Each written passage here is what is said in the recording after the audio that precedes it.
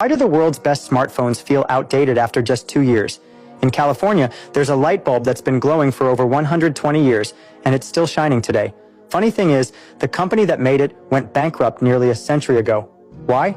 Because they built it too well. No one ever needed a replacement, so they eventually ran out of customers. Smart business owners understand this. Make something too perfect, and you might kill your own business. Let me explain with a story. At a busy market, a vendor was selling chili peppers.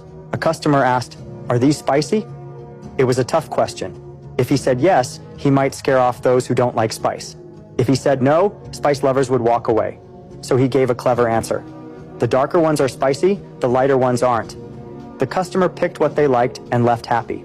Another shopper came along and asked the same question. This time, the vendor said, "The longer ones are spicy, the shorter ones aren't." Then a third customer asked. The vendor replied, "The firm ones are spicy, the soft ones aren't." In reality, the soft ones had just been sitting in the sun too long. But thanks to his quick thinking, he sold every pepper. Great sellers don't just solve problems, they reframe them so the problem disappears.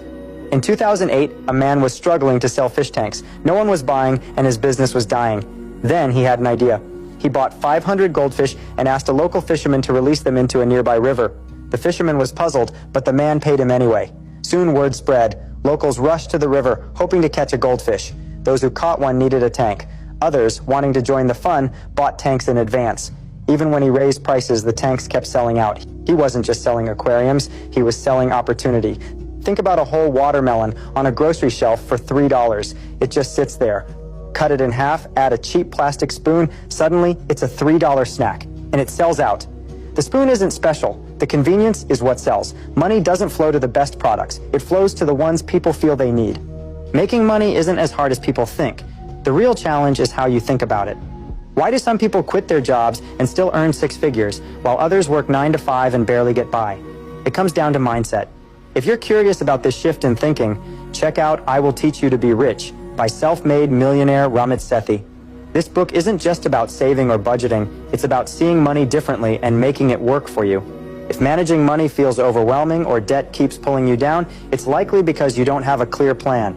Ramit breaks it all down with simple, practical steps to build a strategy. Automate your savings and grow your income. The fastest way to make more money? Change how you think about it.